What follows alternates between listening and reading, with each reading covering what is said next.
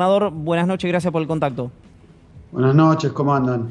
Bien, bueno, arrancamos por el final en realidad para transitar luego hacia lo que es la disputa por la coparticipación. Mirándolo mínimamente en perspectiva, ¿cuál es el balance que hacen de lo que fue el conflicto con la policía? Y bueno, hay muchos factores, recién escuchaba un poquito el análisis que hacían ustedes. Yo creo que el primer punto es una cuestión que nadie puede eh, discutir, que es que durante el gobierno anterior la policía, el escalafón en general, pero sobre todo hablando de los agentes de jerarquía más baja, perdieron como 30 puntos de salario. Después empezó el nuevo gobierno y con un agravante más, que es que la gobernadora anterior les había prometido una recomposición para ponerlos a nivel de otras fuerzas, que es una reivindicación muy antigua de la fuerza. De hecho, yo el otro día circulaba un video también de un conflicto de 1988, donde justamente lo que pedía quien representaba entonces el petitorio era que se los equiparara con la Policía Federal. O sea que es una reivindicación muy pedida, pero vienen de una época de pérdida de poder adquisitivo. Todos los trabajadores del país, del sector público, de la provincia de Buenos Aires, pero de todos esos subgrupos, la policía de la provincia es la que más había perdido. Y bueno, y con la promesa que nunca se cumplió fue al revés, en vez de subirles, le bajaron. Después iniciamos el gobierno, lo primero que hicimos en marzo hubo un aumento que fue general para el sector público de 8 puntos, que era un poquito por encima de lo que era lo esperado de inflación en ese trimestre. Después vino la pandemia, o sea que la cuestión salarial venía con una necesidad pospuesta y creo que eso es lo que le da de alguna manera un plafón de realidad o de legitimidad al reclamo. Primero la cuestión histórica de equipararlo a la Policía Federal y después la pérdida de salario en el gobierno anterior y bueno, en estos meses. Después hay muchísimos factores más. Bueno, claro, a eso quería ir, digamos. ¿Cómo quedó? Porque está claro que el reclamo era justo. Ahora, la manera de rodear la Quinta del Gobernador, rodear la residencia de Olivos, que está claro que ustedes no lo comparten. ¿Cómo quedó el vínculo con los interlocutores de la fuerza, si es que existían? Porque también otra versión era que estaba muy atomizado entre la provincia, entre el Ministerio de Seguridad y la fuerza, la policía bonaerense en este caso. Sí, yo creo que además las imágenes que se vieron en la televisión mostraban eso, que hubo un reclamo muy fuerte de los escalafones más bajos, pero después lo que es la jerarquía, los oficiales, no estaban participando, por lo menos de una manera activa y abierta. Uno que tiene ya alguna trayectoria en observar este tipo de situaciones, lo que puede decir es que en otros casos los representantes eran en general uniformados de los reclamos y en este caso había algo de eso, pero básicamente en esas concentraciones era gente que no estaba de servicio, estaba de franco o familiares, no el general, pero perdón, en general, pero eso me parece que marcó un poco la característica especial de esta situación, que fue un reclamo de los sectores más bajos del escalafón salarial, que siempre sostuvieron, por lo menos en su gran mayoría, que era una cuestión salarial. Después obviamente lo de la forma, hay cosas que no se pueden hacer, y eso bueno, es justamente lo que generó tanto repudio, ¿no? Sí, lo que vos mencionabas, que no se puede hacer, el uso de patrulleros no se puede hacer, y bueno, se resolvió a través de una mejora que no es solo una cuestión de ahora de la coyuntura, sino algo que venía pidiendo la policía de la provincia de Buenos Aires, y yo no lo quiero poner solo desde el punto de vista del reclamo.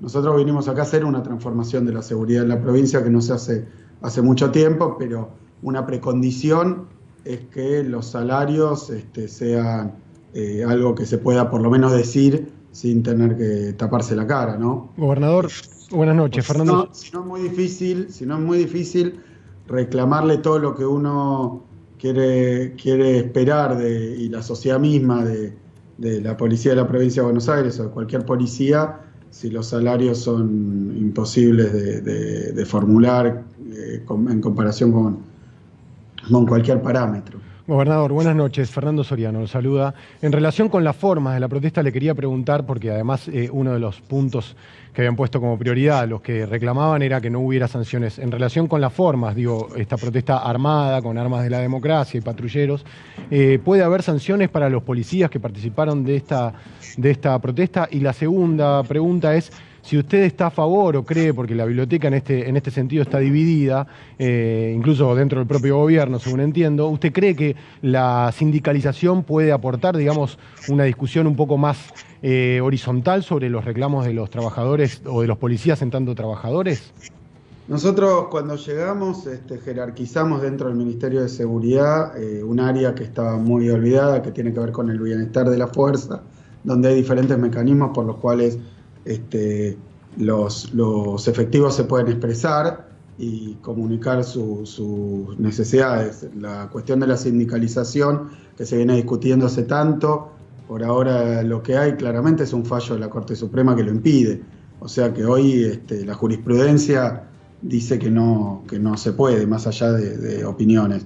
Y después con respecto, perdón que tengo abierto algo que hace ruido. Esperen un segundo. Bueno, las delicias de la cuarentena. Ahí está. Perdón. Y después con respecto a cómo se va a actuar, y bueno, yo sé que hay algunas denuncias ante la justicia y después también dentro de la policía se estarán viendo las situaciones. Por eso yo creo que hay una parte de la protesta que tuvo que ver con agentes en actividad, el grueso tuvo que ver con exonerados o con familiares o con heridos o con personal en otras circunstancias que no tiene la obligación que sí la tiene quien está activo, ¿no? Gobernador, respecto a la discusión vinculada a la coparticipación, que es lo que conversábamos al comienzo del bloque, bueno, está claro, naturalmente, la posición tanto de la provincia y de la ciudad, pero, digamos, ¿cuál es la explicación? Porque la base, los números, los Excel, uno lo puede hablar con Bataki, lo puede hablar con Martín Mura, puede tener coincidencias con alguno, coincidencias con otro. Estoy hablando de la secretaria de provincia, del Ministerio de Interior de la Nación, el ministro de Hacienda de la Ciudad de Buenos Aires. Pero ¿cuál es la explicación política por la cual usted entiende que esto es una decisión que tendría que haberse tomado, o en realidad que el decreto del expresidente Macri no tendría que haber ocurrido? Mira, la explicación que hubo en aquel momento, yo era diputado, es que se estaba transfiriendo a la Policía Federal a la Ciudad de Buenos Aires como Policía Metropolitana, si no me equivoco, 27.000 agentes y bueno, y esto está marcado que cuando se transfiere la función se tienen que transferir también los recursos. Hasta ahí lo lógico, lo que pasa es que nadie se tomó el trabajo de calcular cuáles eran los recursos. Yo entonces era diputado, por eso estoy muy tranquilo cuando lo digo, porque no lo digo desde el punto de vista de lo que se presentó ahora, sino lo que todo el mundo sabía, que era que Macri no le dio los recursos que necesitaba. Le hizo una transferencia muchísimo mayor, le dio un regalo, digamos, a la jurisdicción que había gobernado y que es la que su partido seguía gobernando.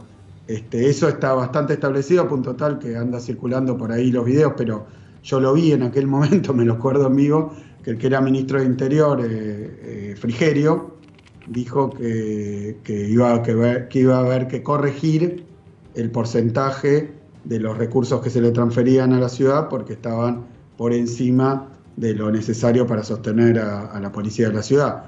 Entonces, bueno, desde el punto de vista de esa discusión, la tenemos a Frigerio diciéndolo, y bueno, yo el otro día creo que lo pasaban recién en C5N, que leía una nota de Clarín de enero, o sea, poco de asumir el gobierno, donde claramente decía que estaba ya planteado lo de reducir ese porcentaje a lo necesario para sostener la policía.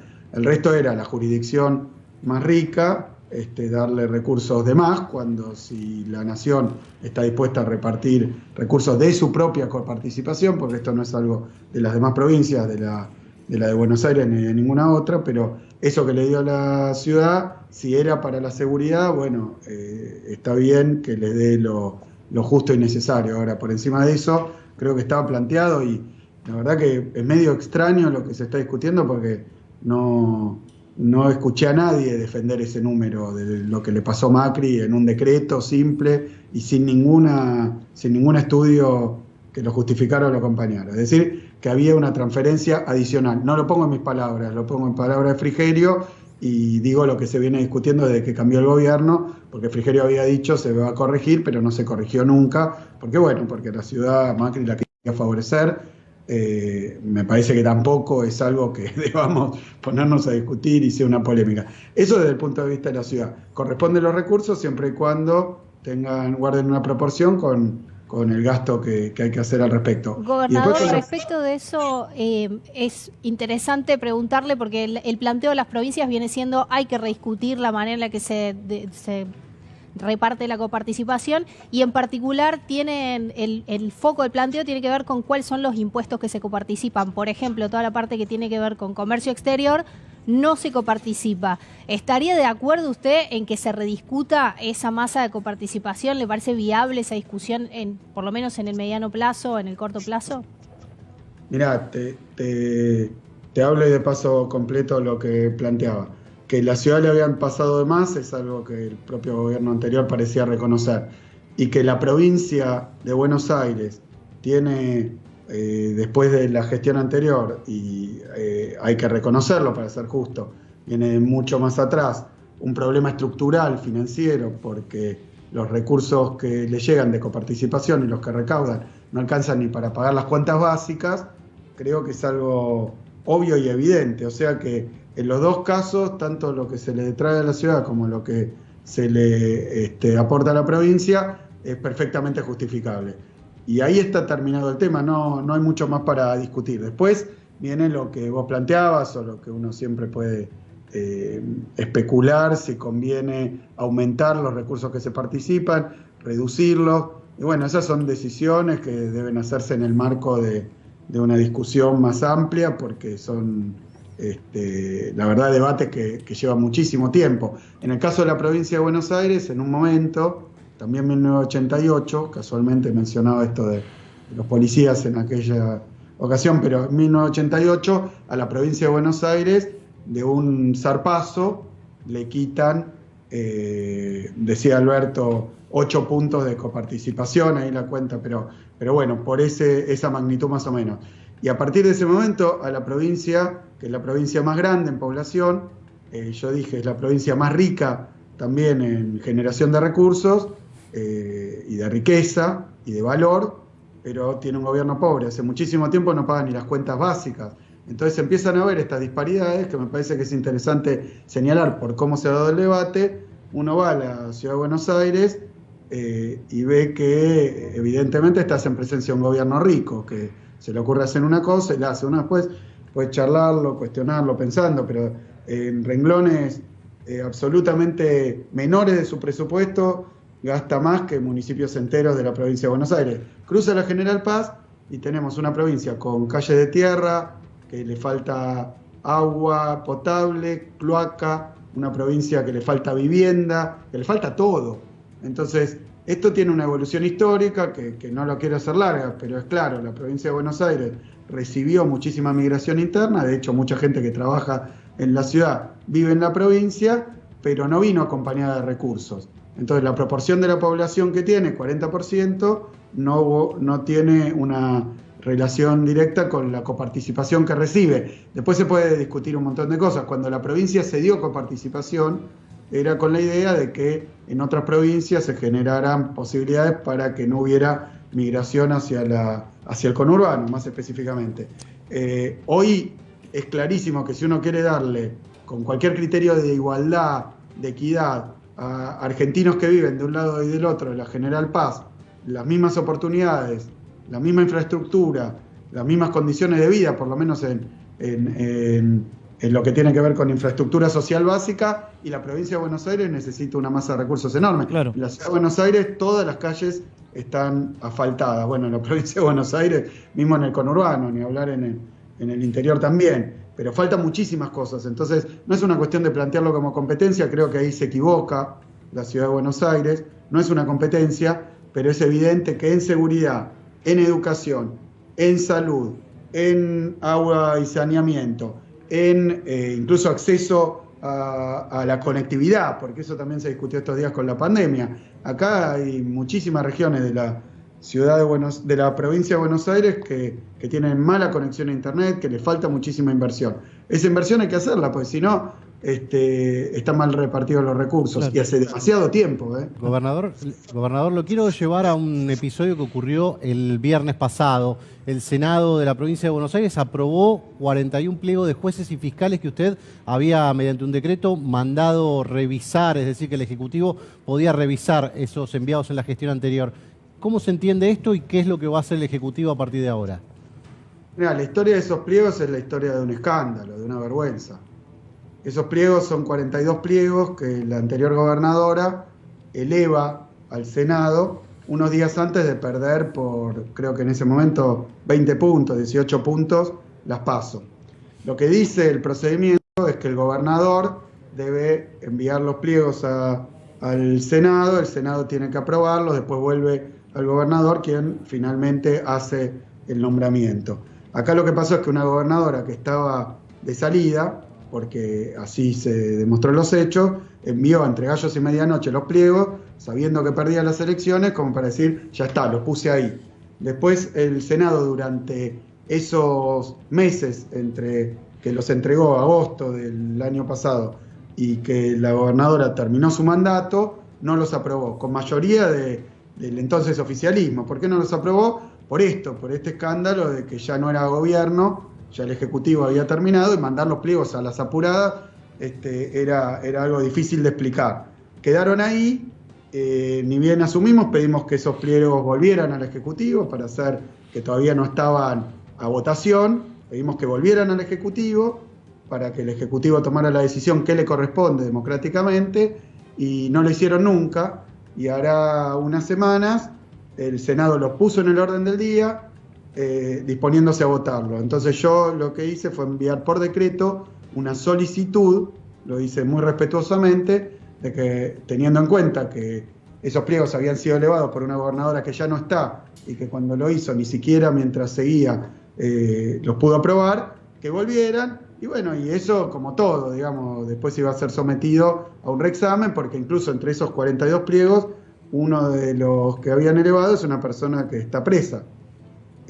No voy a hacer una evaluación porque yo tampoco tengo conocimiento estrecho del expediente, pero hay varios casos a revisión, y muchos son casos de jueces o fiscales que necesitaba la gobernadora anterior. Y entonces, que lo hizo como mientras ya se preparaba para irse. Entonces yo creo que después lo elevaron, y la sesión anterior hubo también otro escándalo porque desconocieron el pedido que habíamos hecho y lo aprobaron solos en el Senado, con solamente el Senado funcionando con la mayoría que tienen, de 26 senadores contra 20 del oficialismo. ¿Y ahora cómo se resuelve eso, gobernador?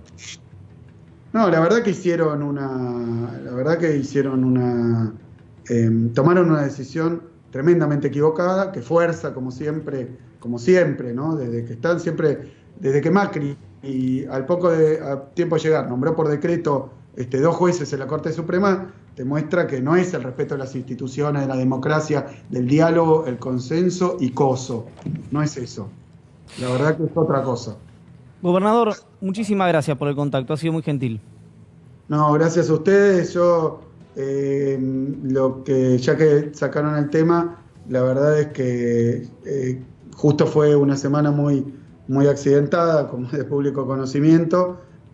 Nosotros vamos a hacer una transformación fuerte en la policía de la provincia. Obviamente eso necesita recursos, también ideas y también voluntad política.